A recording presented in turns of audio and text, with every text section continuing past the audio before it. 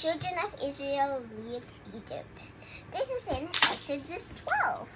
So after God made all of the firstborn in Egyptians died, not the Hebrews of course, because they put the blood in their doors, and then God just passed by and they didn't do anything to the firstborn but to the lamb.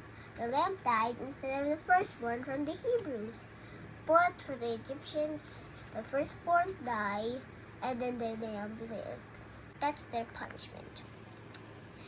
And then the Egyptians, there was a loud shriek, and then the prince was dead. You know the baby of Pharaoh? Yeah. And then Pharaoh and the other Egyptians shouted in the houses, "Get out of our land, or else we will be dead men. Come on, get out!" And then the Israelites said, "But we need to get our bread first to be toasted."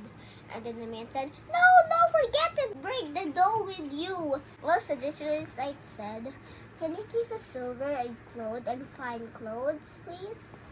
The people of Egypt said, Yes, take everything. Here, take everything." They got the golden earrings, the silver bracelets, and also the finest clothes in Egypt.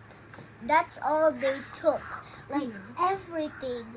And then also the man said, "We are scared until you get out of this land, out of our country. Just go out, please." And so all the children of Israel, they got out. And you know how many they were? 2 million people who had just a short time to prepare.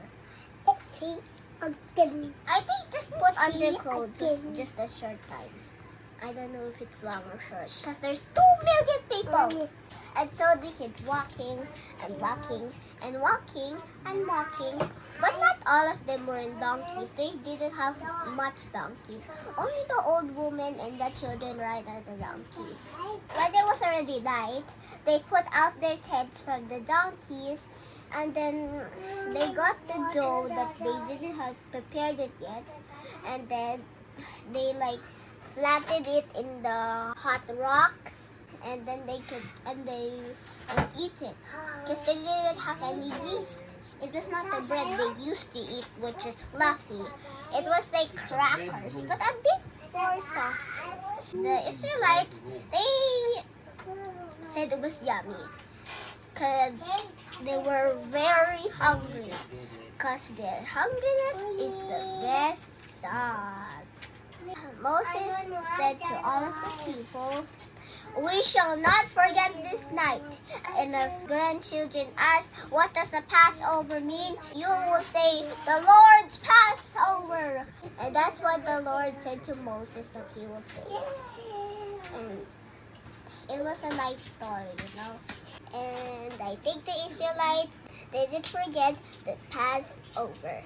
And that's all. And my lesson here is always trust in God. Even though we are not done for it, God will always give us a chance. Because even though they were in a hurry because the Egyptians told them to hurry up, it's okay.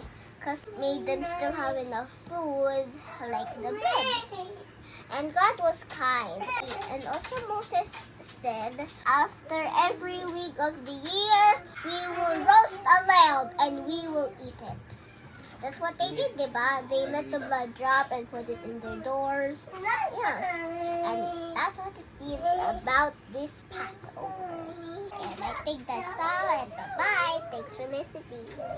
Okay, how about you remember that they're walking na? And what is the important thing that they didn't forget to bring from Egypt, that they're carrying it back to Canaan?